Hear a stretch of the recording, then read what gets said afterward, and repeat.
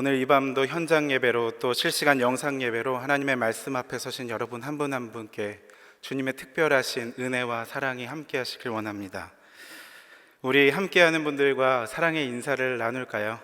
미소를 띄우며 아름다운 밤입니다, 이렇게 인사하겠습니다. 아름다운 밤입니다. 네. 한 번 더 인사 나누실까요? 당신이 있어서 아름다운 밤입니다. 네, 당신이 있어서 아름다운 밤입니다. 네, 어떻게 2주간 숙제 잘 하고 오셨습니까? 네, 오늘 처음 이 말을 들으신 분들은 굉장히 당황하실 텐데 제가 2주 전에 여러분들께 숙제를 내어드렸죠. 어떤 숙제였습니까? 거울을 바라보면서 우리 영혼에게 아름답다, 아름답다, 아름답다 하루에 3번씩 외쳐달라고 말씀을 드렸는데 어떻게 숙제 잘하고 오셨습니까? 저는 여러분의 얼굴빛만 봐도 숙제를 하고 오셨는지 안 하고 오셨는지 알 수 있습니다. 다들 잘하고 오신 것 같네요. 왜냐하면 여러분들의 얼굴이 너무나도 빛나고 있거든요. 부끄러워서 제 눈길을 피하고 또는 고개를 숙이시는 그런 분들 역시도 우리 주님이 당신의 생명을 걸고 사랑하시고 찾으셨던 분이신 것을 자기 존재에게 꼭 이야기해 주셨으면 좋겠고, 그 아름다움을 발견하고 날마다 충만함 가운데 거하셨으면 좋겠습니다. 지난주 수요일에는 우리 통일선교 주간으로 우리들 학교 윤동주 교장 선생님께서 오셔서 은혜를 나눠주셨습니다. 고성에서부터 임진각까지 우리 새터민 아이들과 함께 도보로 평화순례를 하시던 도중에 오셔서 말씀을 전해주시느라 굉장히 피곤하셨을 텐데 투박하지만 정성 어린 한 말씀 한 말씀이 우리의 영혼에 꽤나 큰 울림을 주었던 것 같습니다. 선생님께서 아이들을 얼마나 아끼고 사랑하시는지 느낄 수 있었던 그런 시간이었는데, 메시지를 전하시고 난 후에 통일선교분과 목사님이랑 뒤늦은 저녁 식사 자리를 가지셨다라고 합니다. 그 자리에서 이제 평화 순례를 하시다 온 것뿐만 아니고 메시지를 전하시기 전날 밤부터 탈북 청소년 아이들 가운데 한 명에게 문제가 생겨서 경찰서를 왔다 갔다 하시면서 밤을 꼬박 새고 이 자리에 서셨다라는 이야기를 들었습니다. 또 우리 주님의 교회에서 메시지를 전하신다라는 생각에 식사도 못 하시고 식사를 거르시고 수요 예배 후에서야 그때 담당 목사님과 함께 식사를 하셨다라고 했는데, 선생님께서 어떻게 생활하고 계시는지 들으셨던 이 목사님께서 그분의 삶 앞에 참 많이 숙연해 주셨다라는 말씀을 해주셨습니다. 그 이야기를 가만히 들으면서 우리 윤동주 선생님은 말이 아닌 삶으로 그렇게 우리에게 이야기하고 계시다라는 생각이 들었습니다. 여전히 우리에게 낯선 곳에서 어쩌면 우리의 몫까지 감당하시느라 고생하고 계시는 윤 선생님과 같은 분들이 우리 삶에 참 많다라는 사실을 새삼 깨닫게 되면서 저도 그분들을 더 열심히 응원하고 기도하고 관심을 가져야 되겠다라는 것과 말보다 삶으로 말할 수 있는 사람이 되어야 되겠다라는 그런 생각을 하게 되었습니다.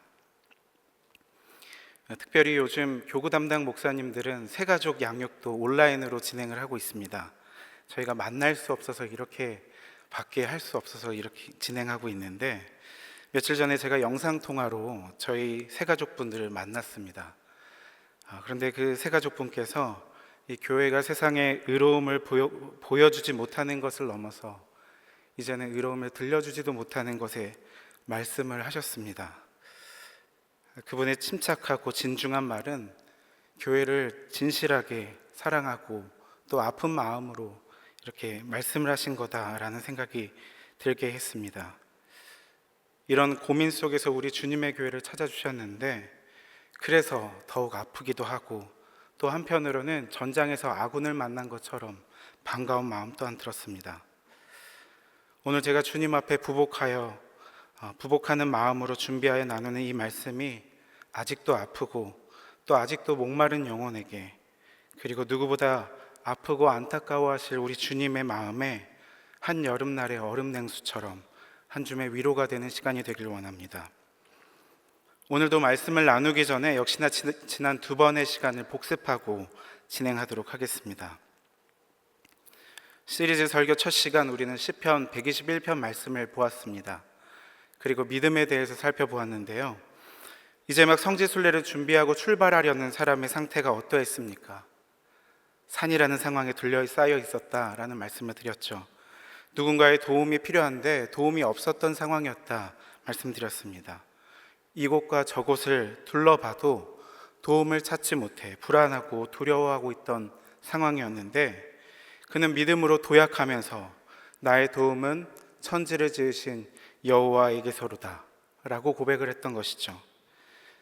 우리는 우리가 실족할까 봐 졸지도 않으시고 주무시지도 않으시는, 그래서 우리의 오른편에서 그늘이 되어주시는 우리 주님, 그렇게 우리를 보호하시고 또 보호하시고 우리를 지켜주시고 또 지켜주시는 주님의 은총과 보호 속에서 다시금 안전하게 귀가하게 될 것이다 말씀을 드렸습니다. 그리고 두 번째 시간 시편 42편 말씀을 통해서 우리에게 주어진 소망이 어떤 것인지에 대해서 나눴습니다. 요즘 시대가 참으로 이 소망에 대해 논하기 어려운 시대이지만 우리는 감히 소망을 이야기할 수 있다, 꿈꿀 수 있다 말씀드렸습니다. 왜 그렇습니까? 하나님께서 여전히 우리와 함께 하시고 우리의 삶 곳곳에 하나님의 은혜를 흩뿌려 두셨기 때문입니다. 우리는 낯선 땅이라 느끼는 곳에서 생수의 근원 되시는 주님을 버리고 동시에 스스로 물을 가두지도 못할 웅덩이를 파면서 살아가고 있지만, 그렇게 목마른 사슴된 심정으로 죽을 것 같이 고통스러워하는 시간을 살아가고 있지만 소망은 애당초 우리의 것이 아니었음을 기억하고 우리의 소망을 주님께로 옮겨두게 될 때에 우리는 살아계신 하나님 아버지를 경험할 수 있습니다. 그렇게 슬픔과 절망의 끝자락에서 우리는 모두 나의 하나님을 만나게 되며 인내와 연단과 소망을 이루게 되고, 우리는 이미 슬퍼본 사람으로서 슬픈 사람을 위로할 수 있게 된다 말씀을 드렸습니다. 이것이 우리에게 주신 하나님의 은혜인 것이죠. 우리의 영혼에게 믿음을 선포하고 또 슬픈 이들에게 소망을 잘 전하며 살아오셨으리라 믿고 오늘은 시편 145편 말씀을 함께 나누려고 합니다. 이 시편 145편 말씀 역시나 저희 어머니께서 애정하고 들려주시던 말씀입니다. 특히 제가 고3 때 어머니께서 이 메모지에다 공부하다 짬나면 한 구절씩 읽으라고 시편 말씀들을 써주셨는데 그때 어머니께서 써주셨던 말씀입니다. 이제는 저 역시도 어머니께서 사랑하셨던 그 말씀을 저 역시도 사랑하게 되는 그 말씀인데요. 오늘 이 시편 145편 말씀을 가지고 여러분들과 함께 왕이신 나의 하나님이라는 제목으로 마지막 사랑이라는 주제에 대해 함께 생각하고 노래하려고 합니다. 알고 계시는 것처럼 이 시편 145편 말씀은 138편부터 이어진 다윗의 시 중 가장 마지막에 위치한 시이자 이 시편 전체를 총정리하면서 하나님을 찬양하는 곳에 위치해 있습니다. 특별히 시편 전체 150편 중에 73편을 다윗이 기록을 했는데요. 이 다윗이 하나님을 기뻐하면서 전심으로 찬양하는 그 찬송시가 바로 오늘 우리가 함께 읽은 145편입니다. 그동안의 다윗은 도우시는 하나님께 감사드리고 모든 것을 아시고 어디에나 계시는 주님을 기억했으며 악한 원수들과 유혹으로부터 지켜주시기를 기도했습니다. 또 극심한 공경에서 도우시기를 간구하였고 용서와 인도하심을 구하며 구원과 번영을 위해 기도하였습니다. 그리고 그 마지막 방점으로 하나님의 영원하신 자비하심과 긍휼 그리고 사랑을 찬양하고 있는 것입니다. 여러분, 사람이 누군가를 사랑하게 되면 어떻게 됩니까? 제가 2주 전에 목마른 사슴 말씀을 나누면서 사람이 절망의 상황 가운데 빠지게 될 때 시를 쓰고 노래를 부른다라는 말씀을 드렸는데, 그렇다면 사람이 이 사랑에 빠지게 될 때는 어떻습니까? 저는 친구들이 제대하던 시기, 그러니까 비교적 늦은 시기에 군대를 갔습니다. 사회에서 보면 한참 어린 동생들을 모시고 살아갔던 것이죠. 자대 배치를 받고 몇 달 안 되었을 때 어느 날 탄약고 경계 근무를 서기 위해 올라갔는데, 그때 함께 근무를 서던 선임병은 이 신기한 신임을 하나를 두고 여러 가지를 하나씩 하나씩 청문회처럼 캐묻기 시작했습니다. 특히나 이제 재밌어 하는 게 연애잖아요. 연애를 비롯한 사생활들을 캐묻더니 저에게 한마디를 툭 던졌습니다. 질문이었는데요. 야, 사랑이 뭔지 아냐? 그러는 거예요. 너무 밑도 끝도 없이 심오한 그런 질문을 저에게 던져서 당황스러웠는데, 아니 느닷없이 이 사랑이라는 거대 담론을 이야기하다니, 그것도 한참이나 어린 놈의 자식이. 그런데 그 다음에 이어지는 말이 정말 가관이었습니다. 야, 사랑은 말로 할 수 없는 거야. 예. 사랑은 말로 할 수 없는 거야. 제가 이 세상에서 사랑에 대한 여러 가지 정의들을 많이 들어보았는데요, 이것만큼 제 머릿속에 각인된 것은 없는 것 같습니다. 여러분, 사랑은 말로 할 수 없는 거랍니다. 동의하십니까? 말로 다 할 수 없죠. 절대 못합니다. 눈으로 보여줄 수도 없습니다. 많은 사람들이 사랑에 대해서 글로 표현하고 말로 전하려고 하지만 그것은 어디까지나 제한적일 수밖에 없고 개인적일 수밖에 없잖아요.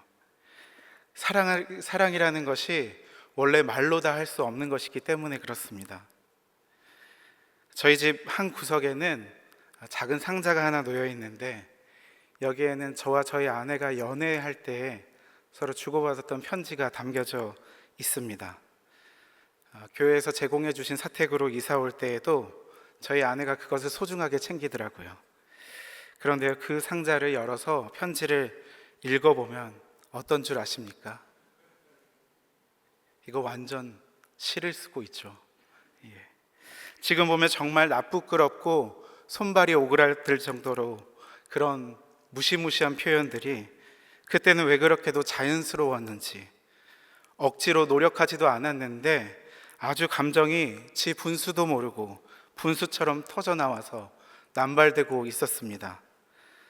어쩌면 그때 귀가 간지러운, 또 낯이 뜨거운 이야기들을 너무 많이 해서 지금은 서로 무덤덤해졌는지도 모르겠다는 생각도 들었습니다. 맞습니다. 사랑하는 여러분, 플라톤이 이야기했던 것처럼 누구나 사랑을 하게 되면, 누구나 그 사랑에 접촉하게 되면 누구나 시인이 됩니다. 사랑은 그렇게 우리의 사람을, 또 우리의 삶을 아름답고 풍성하게 만듭니다. 하루에도 수도 없이 천국과 지옥을 오가게 하는 것도 사랑이고, 아무것도 아닌 작은 일로 기쁨과 슬픔을 깊이 느끼고 표현하게 하는 것도 모두 다 사랑에 흠뻑 젖어서 살아가기 때문입니다. 오늘 시를 기록한 다윈 역시도 하나님을 사랑하는 시인이 되어서 그의 모든 풍성한 감정을 가감없이 하나님 앞에 표현하고 있는 것이죠. 앞서 말씀드린 것처럼 이 시편 145편은 하나님을 찬양하는 시인데요, 15절 말씀 때문에 고대 교회에서는 점심시간에 불렀던 노래라고도 알려져 있습니다.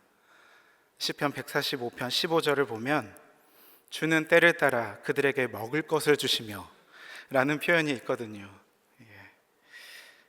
또 이 시가 가지고 있는 굉장히 중요한 특징이 있습니다. 그것은 히브리 알파벳 알렙부터 타브까지, 그러니까 영어로 치면 A부터 Z까지 그 앞 글자를 따서 써내려갔던 시입니다. 그러니까 이 시는 청각적인 것뿐만 아니고 시각적인 효과까지 염두에 두면서 썼던 굉장히 섬세하고 정교하고 아름다운 시인 것이죠. 다윗은 이 시를 시작하면서 잠시도 지체하지 않고 곧바로 하나님을 찬양하고 있습니다. 우리 145편의 1연 1절부터 3절까지의 말씀을 다 함께 읽겠습니다. 함께 읽겠습니다. 시작. 왕이신 나의 하나님이여, 내가 주를 높이고 영원히 주의 이름을 송축하리이다.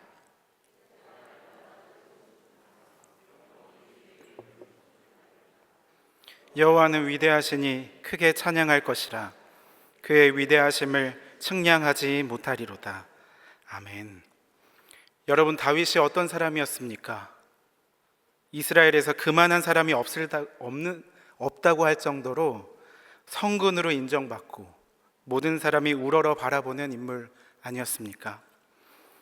당시 팔레스틴 지방에서 그 누구도 따라갈 수 없을 만큼 어마어마한 영향력을 행사했던 왕이었고, 나라 안팎으로 부국강병을 이룬 유능한 정치가이자 용맹스러운 장군이기도 하였습니다.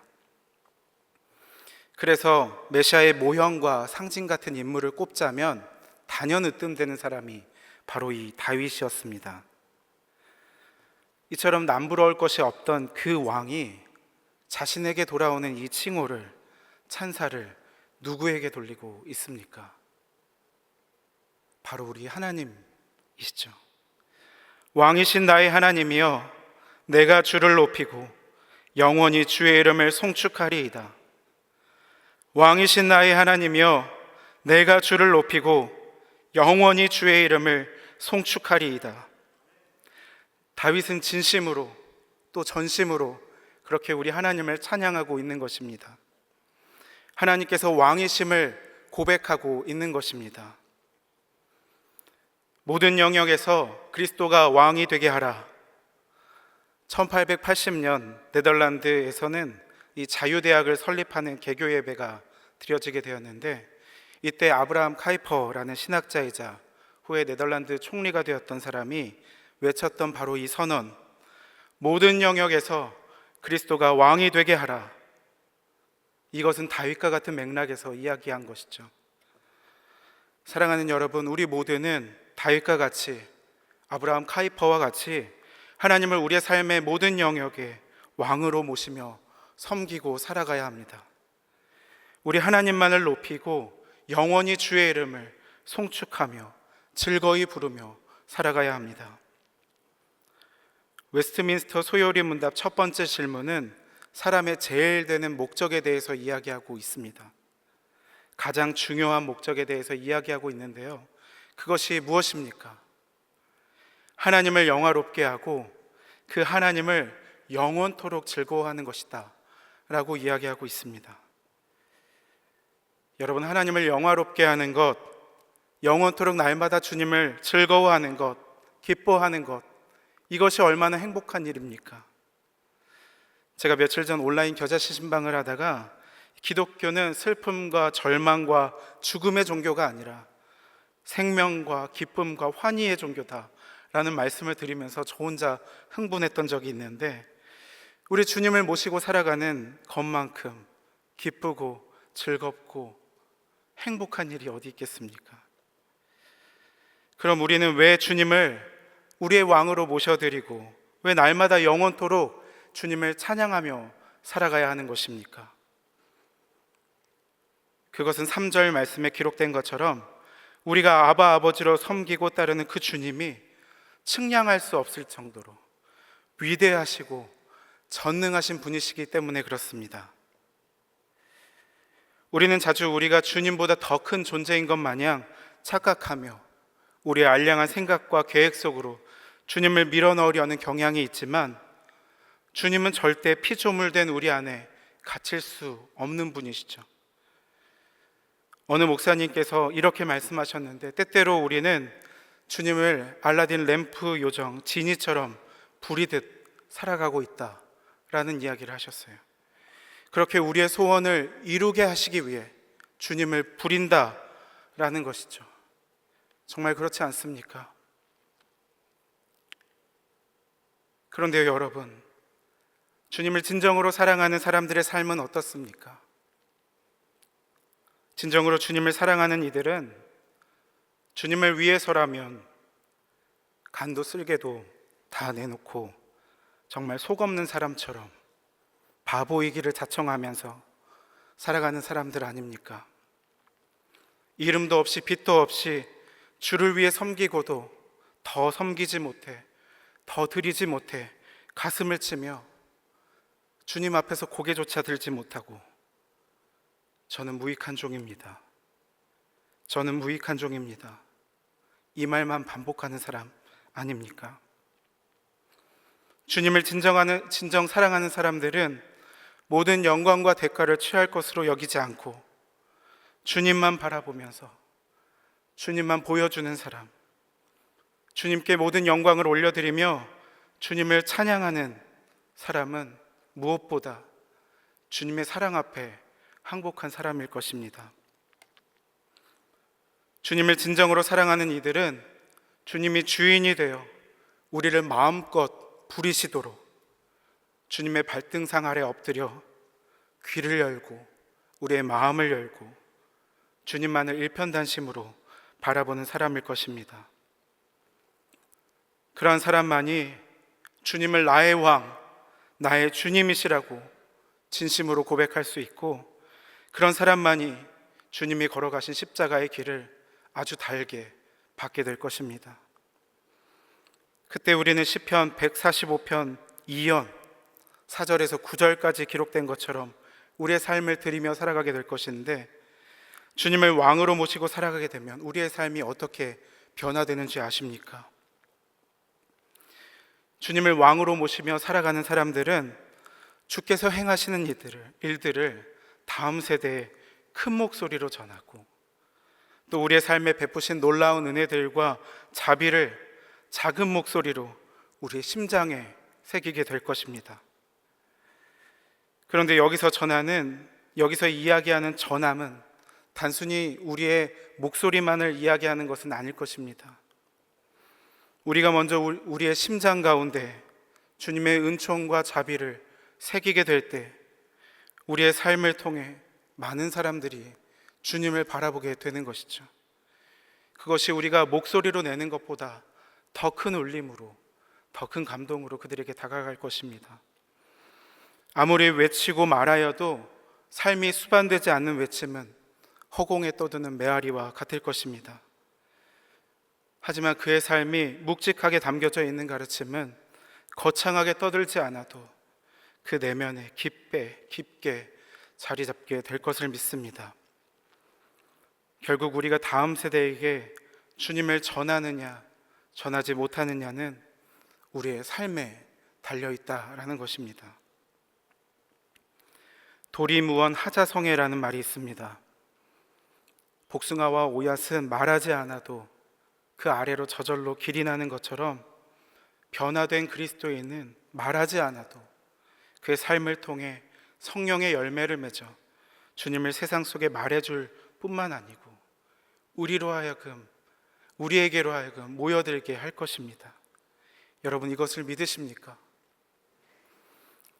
우리가 주님의 사랑을 받아 주님의 그 놀라운 사랑으로 서로 사랑하며 살아가게 될 때 세상 사람들 역시 우리와 더불어 하나님의 크심과 위대하심을 고백하게 되고, 그들 또한 주님의 성품들, 풍성한 은혜와 사랑, 긍휼 등의 놀라운 역사에 참여하게 될 것입니다.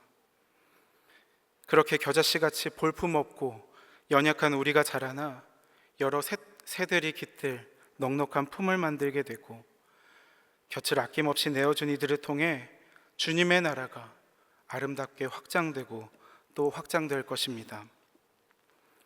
이와 같은 일들이 일어나면 우리는 또다시 하나님께서 우리에게 행하신 일들을 감사하며 찬양하게 될 것입니다. 우리 145편의 3편 10절부터 13절까지의 말씀을 다 함께 읽도록 하겠습니다. 함께 읽겠습니다. 여호와여, 주께서 지으신 모든 것들이 주께 감사하며 주의 성도들이 주를 송축하리이다. 그들이 주의 나라의 영광을 말하며 주의 업적을 일러서 주의 업적과 주의 나라의 위엄 있는 영광을 인생들에게 알게 하리이다. 주의 나라는 영원한 나라이니 주의 통치는 대대에 이르리이다. 아멘. 사랑하는 여러분, 다윗이 이 시편 145편을 대체 왜 썼겠습니까? 왕이신 하나님께서 다스리시는 영원한 하나님의 나라를 고백하고 싶어서, 대대에 미치는 주님의 통치를 자랑하고 싶어서 이 시를 쓰지 않았을까 생각해 봅니다. 주님께서 허락하신 모든 것들에 감사하고 그 은혜를 기억하게 될 때 우리 안에서는 찬양이 본물처럼 터져 나오게 될 것입니다. 벅찬 마음으로 하나님 한 분만을 높이고 자랑하게 될 때 우리 안에서 믿음과 소망이 회복되고 우리의 삶의 여러 가지 절망의 순간들에도 주님의 치유가 빛같이 임하게 될 것입니다. 누가 시키지 않아도, 강요하지 않아도 자연스럽게 은혜가 온 몸과 마음으로 주의 사랑을 받아들이게 되고 우리 또한 사랑을 고백하게 될 것입니다. 바로 이러한 상태가 주님의 통치가 대대에 이르는 영원한 하나님의 나라에 잇닿게 되는 시간입니다. 주님의 영원한 통치를 고백한 다윗은 마지막으로 사연 14절에서 21절까지의 말씀으로 찬양을 하게 됩니다. 주님은 넘어지는 자들을 붙들어 주시고 꿇어 엎드린 자들을 다시금 일으켜 세워주십니다. 주님은 비천한 자들에게 당신의 손을 펼치셔서 모든 생명을 만족하게 하실 만큼 넉넉히 채워주십니다. 주님은 의롭고 신실하신 분이시기 때문에 그렇습니다. 주님은 전심으로 그를 부르는 자들을 가까이 하시며 당신을 경외하는 자들의 소원을 이루어 주시고 그들의 부르짖음을 들으사 한치의 오차도 없이 구원하시며 악으로부터 보호하여 주실 것입니다.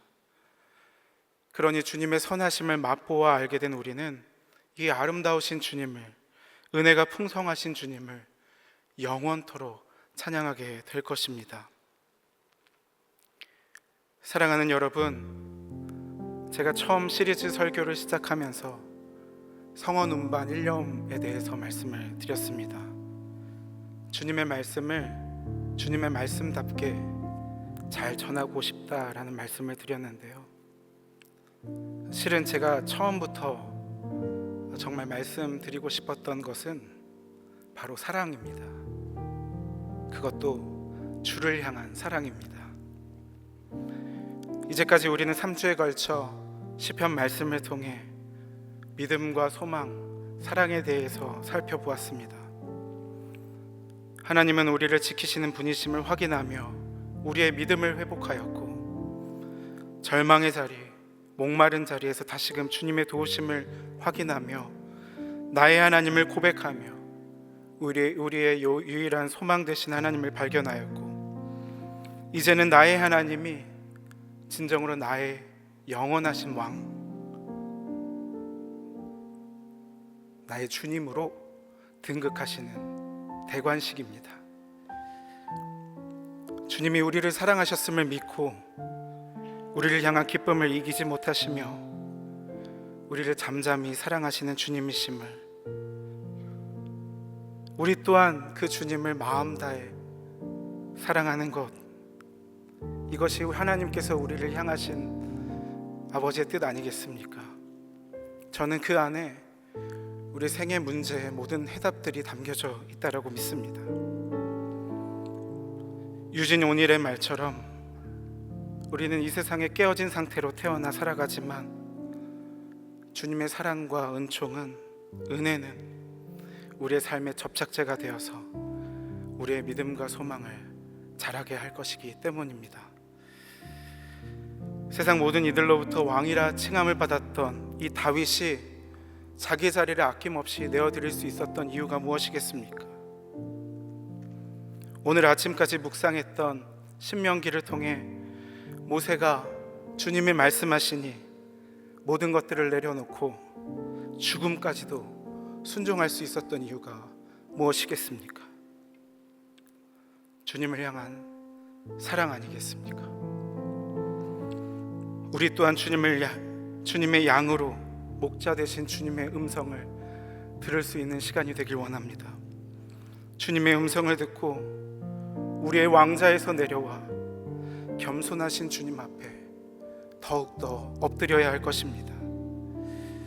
우리를 끝없이 채우시는 주님, 우리의 연약함을 강함으로 바꾸어주시고 우리의 소원을 이루어주시며 우리를 구원하시는 놀라운 하나님, 그런 주님 앞에 날마다 왕이신 나의 하나님을 외치며 찬양하며 살아간다면 주님은 우리의 삶에 진정한 왕으로, 진정한 주인으로 찾아오실 것입니다. 일본의 무교의 주의를 시작한 기독교 사상가 우찌무라 간조의 기도문 중 일부를 읽어드리겠습니다. 하나님, 저는 저와 제 집을 축복해 주십사고 기도하지 않습니다. 저를 아버지의 것으로 써주십사고 기도합니다. 저희에게 좋은 것을 주십사고 기도하지 않습니다. 저희로 하여금 저희가 소유한 모든 것을 아버지께 바치게 해주십사고 기도합니다. 여러분, 이 기도가 저의 기도가 되고 우리 모두의 기도가 되길 소원합니다. 사랑하는 주님 앞에 드려도 무익한 종이지만 그래도 드리고자 애쓰는 삶이 되길 원합니다. 여전히 주님 앞에 어린아이처럼 무엇인가를 요구하며 하나님을 진의를 부리는 것처럼 그렇게 기도를 하고 계시다라면 오늘부터 우리의 기도가 변화되었으면 좋겠습니다. 이제는 우리가 주님 앞에 진의가 되어서 주님의 마음을 알고 주님의 필요를 채워드릴 수 있는 얼음 냉수의 삶 살아가실 수 있길 간절히 소원합니다.